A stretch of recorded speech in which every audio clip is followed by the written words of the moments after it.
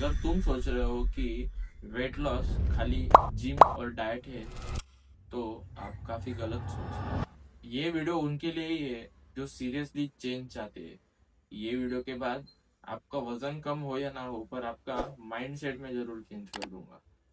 स्वागत है आपका माउली इंस्पायर्स में। शुरू में अपन बात करते हैं कि जब मैं 145 केजीज का था तब मेरा माइंडसेट कैसा था। स्टार्टिंग में जब मैं 145 केजीज का था तभी मेरा माइंडसेट पूरा कंफ्यूज था वेट लॉस के बारे में, क्योंकि वो वेट कैटेगरी ऐसी है कि अगर आपको जल्दी रिजल्ट ना दिखे तो आप गिव अप कर दो। और ना जाने मैंने कितनी बार गिव अप करा भी होगा, आप गिन भी नहीं सकते और मैं भी गिन नहीं सकता। कई हजारों बार मैंने गिव अप करा है, क्योंकि ये वेट कैटेगरी में मूड स्विंग्स ही इतने होते हैं कि आपको शांत बैठने ही नहीं देते। कुछ ना कुछ खाओ या कुछ ना कुछ करो, खाओ खाओ खाओ। ओवर ईटिंग की वजह से ही मोस्टली ये आप ऐसे बने जाते हो, और आपके मूड स्विंग भी उस पर ही डिपेंड होते हैं, आपके ब्रेन फंक्शन भी उस पर ही डिपेंड्स होते हैं। जैसे घर में कभी अच्छा खाना रहेगा तो आप बोलोगे कि मैं अभी खा लेता हूँ, कल से चालू करेंगे। या कभी आप दोस्तों से मीटअप करने गए और वहां पे अपना प्लान बन गया खाने का, तो आप हमेशा खाओगे ही, ज्यादा ही खाओगे। और मैं मेरी ही बात कर रहा हूँ। मैं मेरे जुबान पे जब भी थोड़ा बहुत लग जाता था ना, बाहर का फूड या जंक फूड बोलो या फास्ट फूड बोलो, तो मैं हमेशा वो कम तो कभी नहीं खाता था, हमेशा ज्यादा ही खाता था। पर मुझे ऐसा लगता था कि मैं कम खा रहा हूँ, और वो एक्चुअल में जब मुझे अभी समझ रहा है कि वो मैं तब कितना खाता था। तो ये था मेरा माइंडसेट तभी कि मेरा मतलब फोकस था नहीं, मैं फोकस नहीं कर पा रहा था कोई भी चीज पे, और मूड स्विंग्स इतने रहते थे कि कहीं भी जाओ मैं खुद को कंट्रोल ही नहीं कर पा रहा था। और अगर खाने का प्लान बन गया और थोड़ा बहुत भी जबान पे लग जाता था तो मैं कम तो कभी खाया नहीं, हमेशा ओवर ईट ही किया हूँ। जो मतलब जो नॉर्मल लोग खाते हैं उनसे मैं कई ज्यादा खाता था, बहुत खाता था। तो आप लोग भी देखिए कि आपका और मेरा माइंडसेट मैच तो नहीं हो रहा। अगर आपका भी माइंडसेट मेरे माइंडसेट से मैच हो रहा है तो आप गलत डायरेक्शन में जा रहे हो। सेकेंड टॉपिक के बारे में अपन बात करेंगे, कुछ बिगेस्ट मिस्टेक्स जो मैंने वो टाइम पे करी थी। अगर ये भी मिस्टेक्स मेरे को वो टाइम पे मालूम रहती तो शायद मेरा ट्रांसफॉर्मेशन 1.5 साल के वजह 1 साल में हो जाता।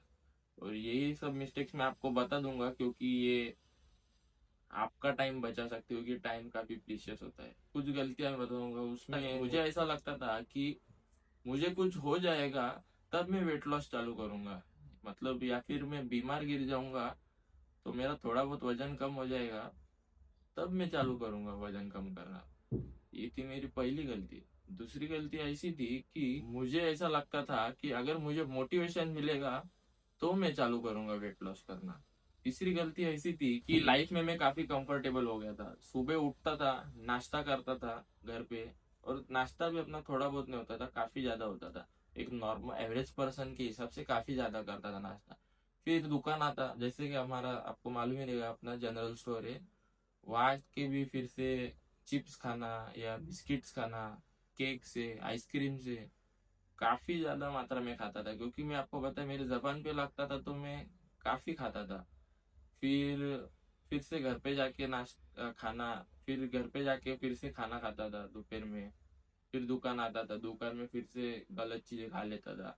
फिर रात में फिर से घर पे जाके खाना, या कभी दोस्तों से मिलने जाता था तो दोस्तों से मिलने का भी प्लान हो जाता था तो वो भी काफी खाता था। पर मुझे ऐसा लगता था मैं ज्यादा खा नहीं रहा हूँ, पर मेरे को मालूम था मेरा वजन बढ़ रहा है, और मेरे को कोई मोटिवेशन ही नहीं मिल रहा था वजन कम करने का, कि मेरे को ऐसा लगे कि मैं वजन कम करूँ अभी से। इसलिए मैं आपको बोला था कि मैं कुछ मुझे कुछ हो जाए या फिर मैं बीमार गिर जाऊँ तब मैं चालू करूंगा। ऐसा लग रहा था मुझे काफी, मैं कंफर्टेबली मतलब मेरा जिंदगी था वो कंफर्टेबली चालू था, इसलिए मैं ज्यादा ध्यान ही नहीं दे रहा था इस चीज में। जो आ रहा था वो खा रहा था, मतलब खुद को सेटिस्फाई करने का देख रहा था मैं। खुद का मन सेटिस्फाई हो जाने के बाद, मतलब थोड़ा भी नहीं, थोड़ा खाने के बाद मन का भी सेटिस्फाई नहीं होता था मेरा। हमेशा ज्यादा खाता था तभी सेटिस्फाई होता था, और वो इतना ज्यादा खाता था वो मेरे को अभी समझ रहा है 50 केजीज लूज करने के बाद कि मैं तब कितना खा रहा था और मैं अब कितना खा रहा हूँ। तीसरा टॉपिक के बारे में अपन बात करने वाले हैं कुछ डाइट फेलियर्स के बारे में। तो डाइट फेलियर्स की बात करें तो काफी दिन वेस्ट करने के बाद फिर डाइट करने का सोचा, तो कुछ आइडिया नहीं थी, इसलिए खुद को भूखा रखने से ही चालू किया। फिर दो तीन दिन करता, फिर डाइट तोड़ देता था, क्योंकि मूड स्विंग्स काफी होते थे। खुद को कभी भूखा रखने की आदत नहीं थी, मतलब हर टाइम कुछ ना कुछ खाना, कुछ ना कुछ खाना, यही सब चालू था। तो वो काफी नया था, तो सेट हो ही नहीं रहा था। वो 2 3 दिन करता था, कभी 1 2 दिन, कभी ज्यादा से ज्यादा 2 3 दिन करता, फिर से डाइट तोड़ देता।